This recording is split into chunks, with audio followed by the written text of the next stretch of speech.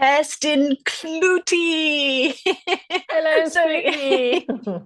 so excited to have you with us today. Really excited about our chat ahead. We've been planning this for quite some Thank you. time, I think, haven't we? I know. We keep getting distracted. I keep getting Yes. distracted.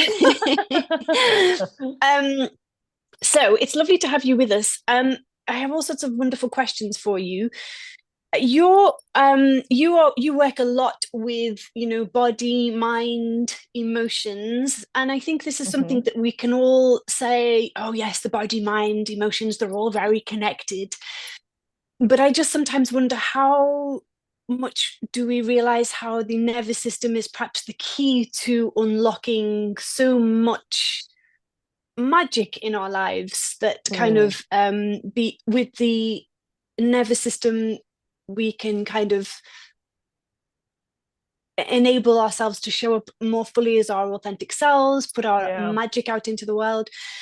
yeah. Now, you as a chiropractor, with your skill set, your qualifications as a doctor, what was a pivotal moment that led you to realize that actually true healing extends beyond the physical? Don't know whether you have a Yeah. particular example in mind. Well, no, I mean, first of all, I think what you even said, just right there, like saying, we all kind of hear this whole thing about the body and the mind are connected, and we kind of think, yeah, okay, yeah, they are. But exactly, we don't realize that they really are kind of one and the same thing. And Mm. there's such a great, there was an amazing woman, Dr. Candice Pert, who wrote a book called Molecules of Emotion, which I don't know if you've Right. heard of, but I do. I she, know that book. yeah, and she said this thing once that always stuck with me. She said, the body is the subconscious mind. Hmm. Wow. I know.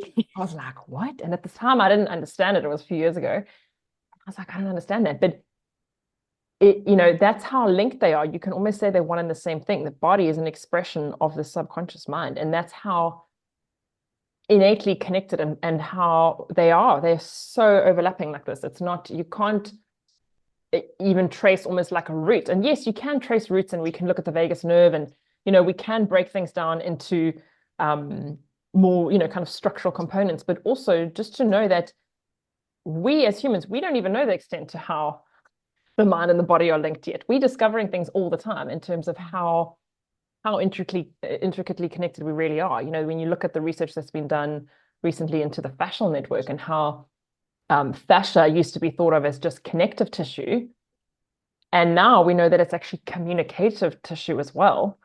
Mm. And this is new information, and we're still going to be finding out more and more. And so just to sort of, yeah, almost pre-frame this whole conversation, like, yes, I think it's so key that we start seeing ourselves really as one. We're a system. We're not Mm. just this kind of combination of the cardiovascular system and the digestive system, and then we've got the brain over here, and we've got the nerves over here. It's all linked, and they're constantly speaking to each other. It's like this ongoing conversation Mm. within us as a human being. you know Yes. um Sorry, that's probably not answering your question at all, but I just Oh, get so it's excited wonderful about this stuff. topic. And there's another sorry, last another little quote that just jumps into my head is Deepak Chopra, who says, every cell in your body is constantly eavesdropping on your thoughts. Wow. Yeah, I Yeah, I mean, love that.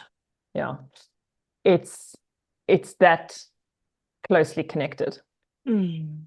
And I suppose, yeah, for me as a practitioner, I started off as chiropractor, family chiropractic for many years. I've been working in clinic for 16 years now, but I've also changed the way I practice.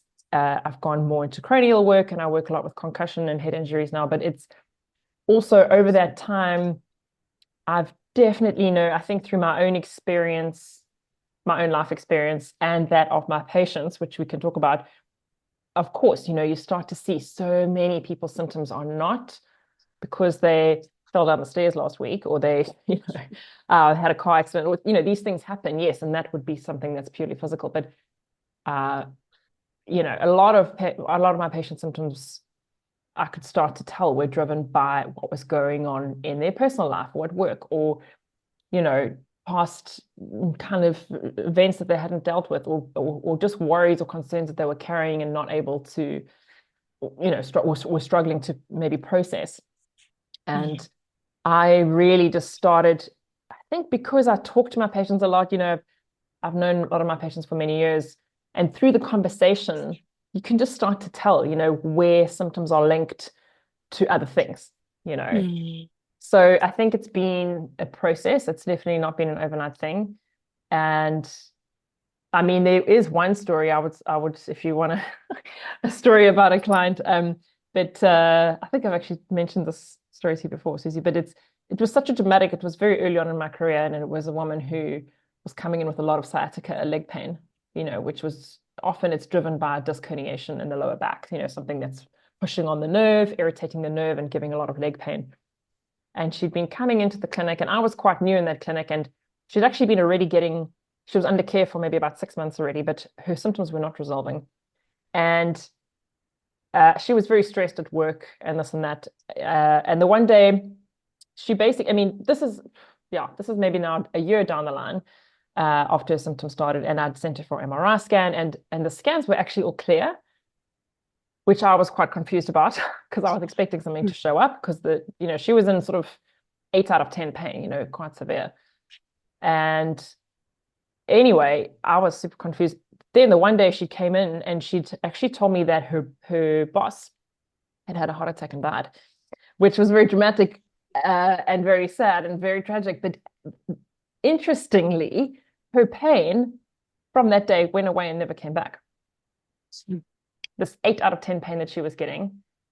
And through conversation, it came up that she had a very, very, very difficult relationship with her boss. She felt very bullied, very undermined at work. Every day she was going in, carrying all the stress and emotion about it. And, that was, I think, because it was happened quite early on in my career, I just didn't really get it at the time, but I'll never forget it because, I mean, that's very clear. That's if you want to break it down, that's the inflammation that comes with stress. So when we have chronic stress going on, we've got a lot of, adrenaline and then a lot of cortisol going on. It drives inflammation. It increases our sensitivity to pain. There's a lot of things that will then go on. And it was fascinating to me how it literally just it vanished. Yeah. Basically overnight. Yeah. Unbelievable, but also not kind of a exactly. thing. Yeah. I know. And I think thanks to the work of the likes of the body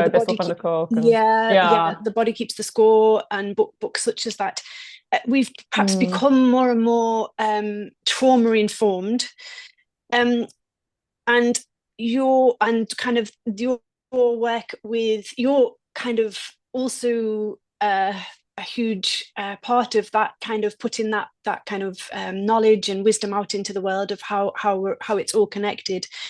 And so you then, was that when you discovered EFT as energy work as a kind of how transformative it could be in healing deep-seated trauma? Was it around about then? Was it later on? How did you come by EFT? Well, yeah, I mean, first of all, yeah, I think as you say, that there's this kind of mind-body work, how the body keeps a score, how trauma is held in the body. It is definitely becoming more topical. It's becoming more mainstream almost, but I still don't think it's mainstream enough. I still don't think it's spoken about enough. I mean, I would say most people that you would stop in the street would never think about the fact that, something that happened 10 or 20 years ago could still be held in their body. Most people still don't realize that or don't know. I think there's a generation gap, obviously, with this. I think it's heading in the right direction, for sure. And, also Gabor Mate, he's written a lot of books, another amazing physician, When the Body Says No. I mean, there's a lot more as well, but it's becoming more, spoken about in the open. And people are interested because I think, often we tend to go through life and we think it's just us and we think it's just, me having this experience. But when people start talking and people start to go, oh my gosh, yeah, actually, this does make sense. And I think innately we all know that this makes sense. And we all know that this is how the body works and how us as human beings, this is how it works, you know. So it feels true when we hear things like this. We go, yeah, that makes total sense, because we, on some level, have experienced that, and maybe even we haven't acknowledged it or consciously realized it. On some level, we know it to be true because we feel it in our body. And so I think it's brilliant that more and more people are starting to have these conversations, and there's a lot online, you know, there's just, so it's great that things are moving forward. I think there's a long way to go, but we've certainly come a very, very, very long way. Yeah. Yeah. How then would you, as you said, the vast majority are perhaps walking around not quite just realizing how deeply connected everything is. How do you encourage and guide your clients then to become more in tune with their body, to listen? You know, you said before the body, oh dear me, my cat is causing chaos. Come Sorry. to join in with the convo.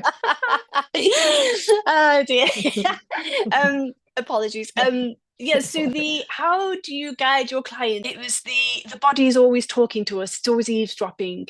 Oh, Deepak Chopra. Yes. Every cell's eavesdropping on our thoughts. Yeah, yeah. Yes. And so how do you guide your clients to kind of then listen more to the body and kind of to become more in tune with our bodies? Yeah, that's a great question. And I think, well, first of all, I do think that it's good to kind of bring people's awareness to the fact that the body is designed to heal.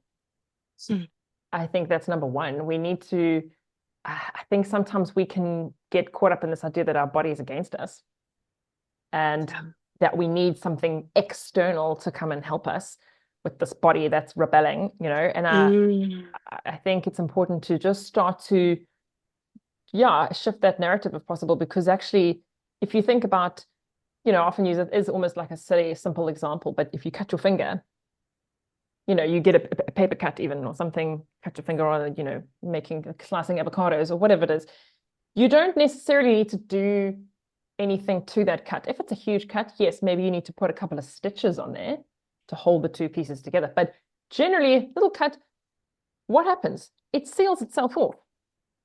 You know, a couple of days later, you don't even realize anything's happened.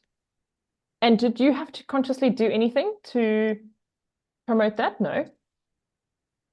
You know, you don't have to, the body knows how to heal. It's designed. You know, what happens in that moment is incredible. If you have to go, okay, all those, the blood now, everything's kind of mobilizing. You've got your immune cells coming in, you've got your platelets coming in. Everything's happening behind the scenes, but we don't even think about. We don't even give it a second thought. But the body's been so well designed to heal that most of the things that go on, we don't even need to think about. It's so innate. We are designed to heal. We're designed to self-heal. We're designed to repair. Everything in the body is designed to keep us going and to repair. And I think that's the first thing to realize, is that the body, what we need actually is just to help, you know, kind of almost get rid of any interference to that process and allow the natural process to happen, because then it'll happen. You know, we don't need to be adding something in or kind of giving all this assistance most of the time. You know, the body will do it, but most of the time, you know, there's things that are in the way that maybe we just need to remove, you know. But gosh, sorry, I don't even remember what the original question was. So I think bringing people's awareness to the fact that the body is designed to heal is actually quite a huge realization for a lot of people, because we just don't think about it, you know. So then the second thing is, you know, starting to listen to the body, or kind of just to become aware of how our body might be communicating with us. You know, we've said there's this constant communication going on. How can we start to be aware? Well, one of the first things is to slow down enough to actually notice. And that's the first thing. That is the first thing, you know, that I would, you know, recommend, because it's most of the time we are rushing from one thing to the next, and life is busy and we are distracted and we are in our head a lot. You know, there's a lot of kind of swirling thoughts and to-do lists and that, and, you know, internal chatter happening. And if we can create some space and just slow down a teeny weeny bit to actually check in, or maybe do a body scan. You know, I tell people to do this kind of, it's just what I made up, called stop, scan, reset. And I'll recommend someone to do it maybe 3 times a day, even to set an alarm, because I think we're that distracted that sometimes an alarm is really helpful. Morning, lunchtime, evening, or maybe you do it, you tag it onto something that you're already doing. Like say you're having 3 meals a day. Maybe you say, okay, I'm going to do my stop, scan, reset before each of my meals so that you don't forget to do it. And what it involves is just stopping, so pause, scan. So it's almost doing an actual body scan. So you're kind of going maybe from the top of your head, just feeling what's happening in your head, going down your body, feeling what's happening in my jaw, what's happening in my neck, what's happening in my shoulder. So just noticing if you're holding your shoulders up by your ears, noticing what's happening with your breathing. Are you holding your breath? Seeing if you can just take a breath, let it all the way out, and then going down through the diaphragm, feeling what's happening in the lower back, just feeling how you're holding yourself, legs, feet, what's happening. And it doesn't need to take long. It's a couple of seconds. And then the reset, I do EFT as well, and I love breath work. So I would teach a little kind of a breath and an EFT kind of reset, which is just that human, it's called the physiological sigh, the double inhale and the long exhale. I don't know if you know about that breathwork technique, and that's an amazing way to reset the nervous system. So it's just a big inhale with an extra little inhale at the top. So if I had to do it, it would be,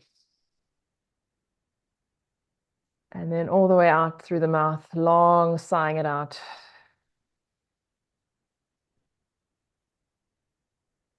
Yeah, and then doing one round of tapping on these acupressure points, which that resets the nervous system. That actually takes you from fight and flight mode, the sympathetic nervous system dominance, to back into parasympathetic, back into rest and digest mode. And just that little simple, that would literally take you a minute or 2 minutes. And I think that's an easy way to start encouraging people or something that I've found that, helps people to start to be in touch with their bodies and not be rushing through their day so much and not knowing what's going on. And that's the first step, is just to pause, to scan, to notice what's there, and then do a little reset. And using the breath and using EFT tapping are 2 great ways of doing that. Stop, scan, and reset. Yeah. I love that. I love there's so much empowerment there in what you've said. The first point that you made about the body is designed to heal, immediately that feels like empowering. All my little earbuds have just packed up.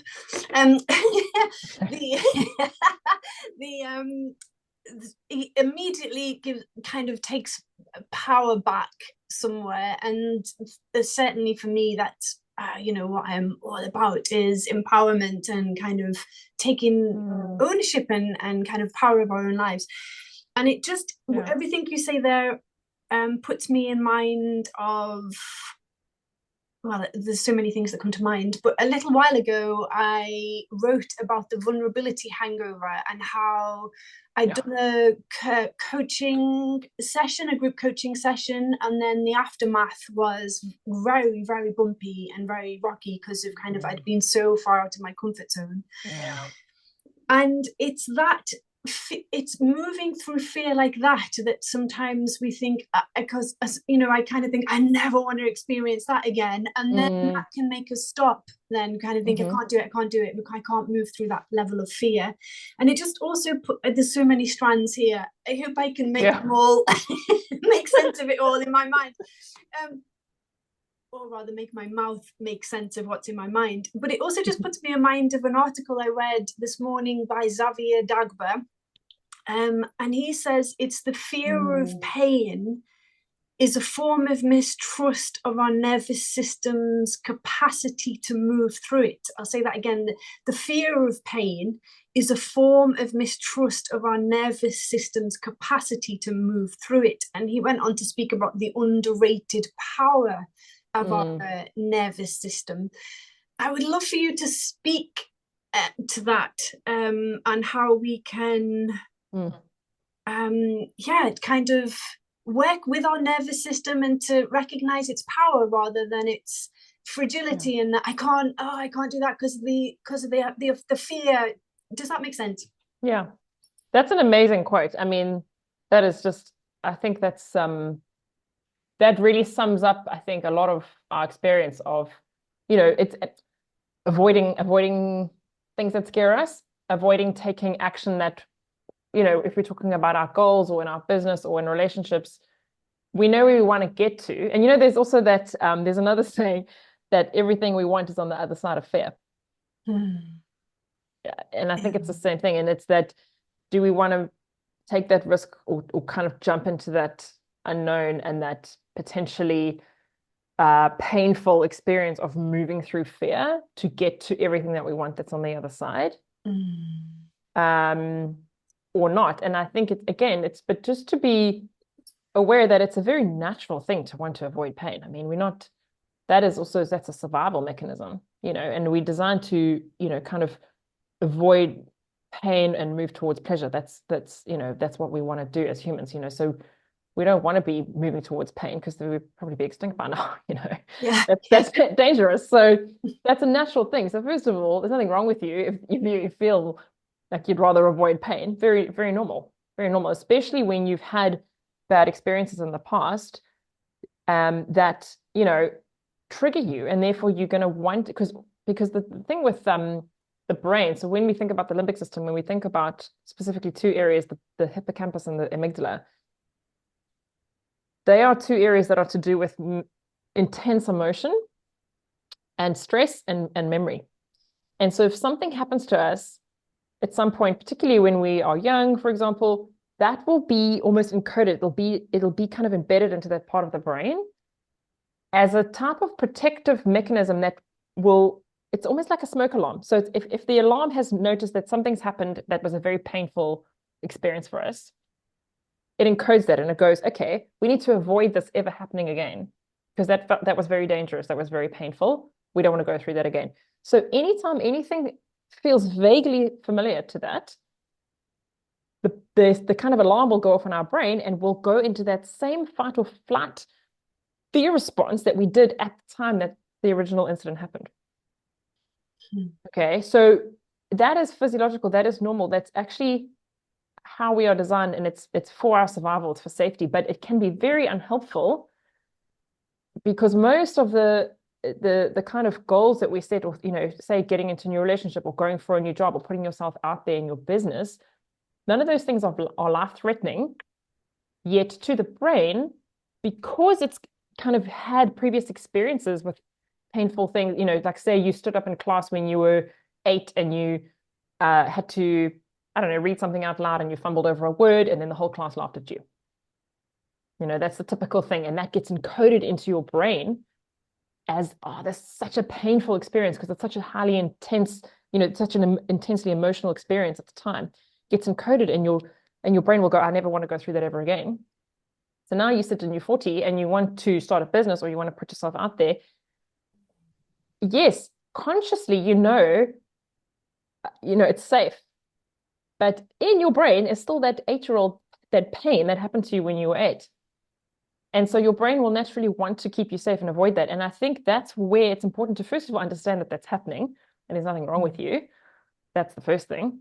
And secondly, to have some tools and some ways of then working through that to show your brain that it's not a life-threatening situation. And yes, it feels uncomfortable because it's maybe something new, but at the end of the day, we're safe. It's not, so showing the brain safety, that's the biggest way to move through pain or fear, is to keep reminding the brain that we're safe. And that's where mind-body tools like breath work, like mindful movement, somatic experiencing, like EFT are super powerful.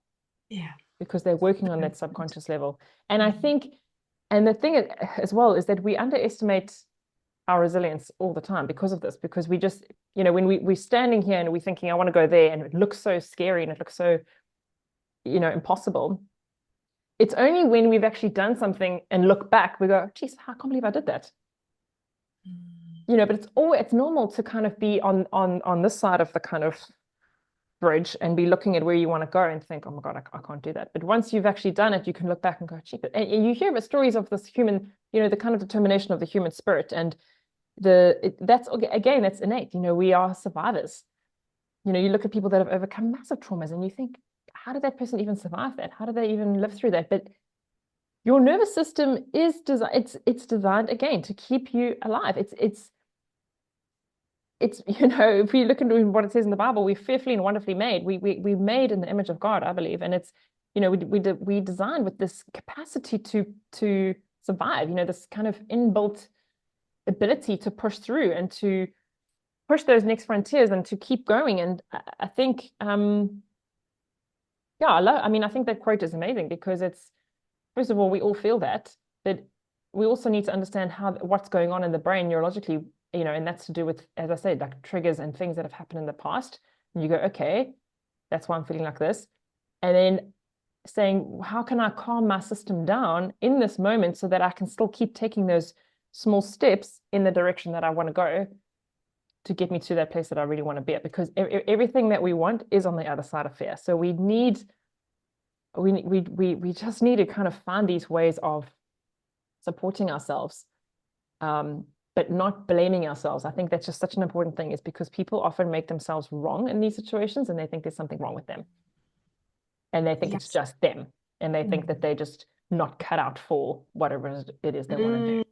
Oof, yes. And yet actually they're perhaps the very ones that can lead with an open heart, and to Yeah. create magic. It's fascinating to me, everything you've said there, because the amygdala, the hippocampus, and the reticular activating system are all connected with narcolepsy, which I was diagnosed with in my youth.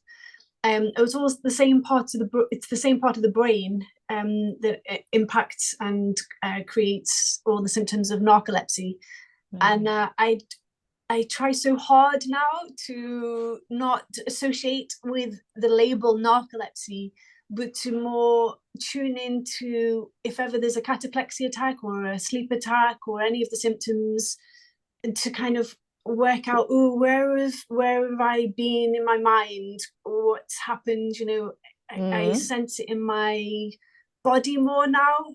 I'll sense if my nervous system's on fire, kind of a thing. And it's a fascinating, interesting but that sounds like it's because it sounds like you're now able to separate the kind of, as you said, the label of narcolepsy from you, Susie. Yes. And when you go, okay, I'm experiencing this and that in my body, and naming what you're experiencing, you're separating yourself, the symptom from your identity, because it's like when people say I am anxious. Yes. That's giving yourself a label and it's creating an identity. Whereas actually, if you had to say I'm experiencing anxiety, I can feel tightness in my chest, I can feel burning in my tummy, or I can feel, I can't feel like I can't breathe. Those are symptoms, but it's not I am anxious, because I think creating that distinction, that separation is so important. Yeah. I would say things like I'm a narcoleptic and I'm a depressive, and nonsensical things like that. But I think until you realize you're doing it, you don't even know that there's a different way. You just think, well, that's just how it is.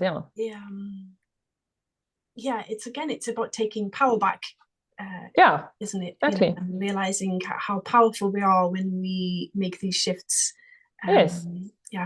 And it's you're not your symptoms. You're so much more than your symptoms. Your symptoms are what you're experiencing right now. That's your body communicating with you, talking to you and saying, maybe showing you areas where it needs more support, or where, something needs to change. But we are so much more than our symptoms.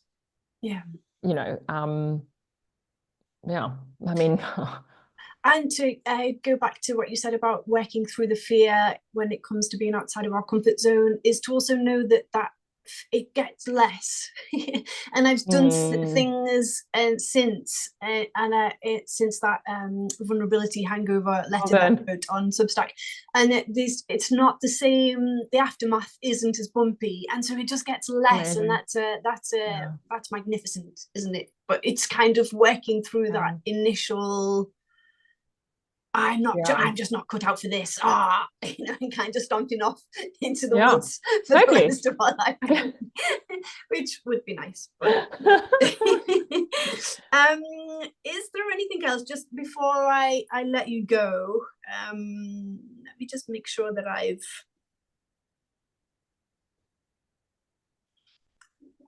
is there anything else that you would like to speak to, particularly with those who are wanting to? I see a lot of writers, coaches, artists, creators, people where I really believe that we're here to create, just that we Yes, are creators. I agree. But the fear of just being seen or getting it wrong or judgment or someone coming back with a harsh comment, or is there anything particularly that you would like to say to those people with who are wanting to share themselves more? What would you say to them, Kirsten, as a Oh. parting word? Whoops. Well, that's probably it's things that I need to say to myself as well, because I mean, I struggle with this just as much as the next person, but it's recognizing that we all struggle with it, I think is the biggest thing. And I think even a lot of women that I speak to, you tend to feel like it's just you. And I think that just realizing that it's not just you, it's how we are wired, it's our nervous system again, not liking the unknown because it's scary and it could be potentially dangerous. It's the nervous system and the kind of brain wants to keep us safe. That's its number one job, wants to keep us alive. So it wants to stay in the known. You know what I mean? Like it just wants to stay with the known environment. It doesn't want to go into the unknown because it's the unknown and it could be scary and it could be dangerous. We don't know. So it doesn't want to do that. And that is how we wired. So first of all, that is human nature. So expect it. I think this is the thing. It's kind of when you understand the neurology a bit, you kind of, when that fear shows up, you go, oh, hi, fear. I was expecting you. Yeah. It's not going to take us by surprise and ambush us and be like, what are you doing here? Just expect it to be there. And I've had this, I used to use this analogy, which might be helpful for some people, is that fear it's kind of, I see it as you're going on a road trip, for example, and you're in the driver's seat. So you are in the driver's seat of your life. And fear can come along because fear is going to come along anyway because it's human nature. But I have this kind of visualization in my head always of fear being in the back seat. Fear's in the back seat. Fear can come in the car. It's going to come anyway. So it can come along on the road trip. But fear doesn't get a say in where we're going, doesn't get to touch the music, doesn't get to touch the AC, doesn't get to, it just doesn't get to change. It doesn't get to do anything, right? It gets to be there. It's fine. It can come, fear. It can come along. I mean, you're going to come anyway, so just come, jump in. It's fine. We're going. But you can't touch anything. And you can't make any decisions, and you can't tell me where to go. So it can come, expect it, allow it to be there. I think this is the thing. It's kind of have your ways of dealing with fear so that it doesn't dictate whether you take action or not. EFT, breathwork, movement, journaling. There's so many ways of kind of working through that. But also just, it's not about getting rid of the fear. I think that's the thing is we kind of tend to want to wait until we don't feel the fear before we take any sort of action. And I did this as well, and until I started changing my mindset to, fear gets to come along kind of thing, this thing about the road trip, it was a relief because I didn't need to wait until I was able to kind of get rid of the fear before I did anything in my life. I could actually just take action anyway. Fear can come along. It's fine. Yeah. Because otherwise we're putting all this extra pressure on ourselves to feel super confident. And, you can actually just take small steps with the fear. And that, like what you did, you took that step, you went and did that presentation, even though you're, freaking out and you had the whole vulnerability hangover, but you did it afraid. And then the next time it wasn't as bad. And I think, you took quite a big step there, but I mean, you can even take small steps, and every little step you take, it will build your confidence. So knowing that you can do it with the fear there, and each step that you take will build your confidence. But it's never going to kind of go away. I don't think it ever kind of goes away. If you speak to anyone in any sphere of life who's doing anything, putting themselves out there. Everyone will tell you that they struggle with fear or imposter syndrome, or fear of rejection, or what if people laugh at me. It's such a natural feeling, and it's almost like we just need to embrace it as part of the experience. Yeah. And my sense is that in the years to come, more and more we will be all looking to these somatic kind of energetic mind body kind of healing modalities, EFT, NLP, there's so many more besides, in order Yeah. so that we can become aware and do the what was it, what was the magic you said, the stop, scan and reset, that kind of Yeah. to kind of, in order to step into our bodies more and more throughout the day. And Yes. so, speaking of that, you have a course, I think, on at the moment. I'm going to put all of you everything in the show notes Oh, anyway. thank you. But you do Yes, have I've got a course starting. Yeah, thanks, Susie. On when is it starting? The 11th of February. right. It's a Okay. 4 week. It's an online course with live calls once a week with me, which are an hour. It's called the Stress Reset. It's using EFT, breathwork, mindful movement to, yeah, basically be able to kind of shake off any stress that we know is holding us back, and that can be, will look different for different people. Yeah. So, yeah, have a better, yeah, check it out. It's on my website, it's on my Instagram as well. But And yeah, I'll put all of that in the show notes. Oh, bless you, amazing. Kirsten. I love speaking to you because I Thanks, love Susie. your passion just beams Yeah. through for this subject, and for Yeah. wanting to empower people and to Mm. wanting to people to connect, be in our Thank live you. more in our bodies, less in our head. And I get excited listening to you. Good. So bless you. I Thank you so know. much. Oh, well, thank you so much for having it. It's been so much fun, honestly. Thank you, Thank you Susie. for your magic.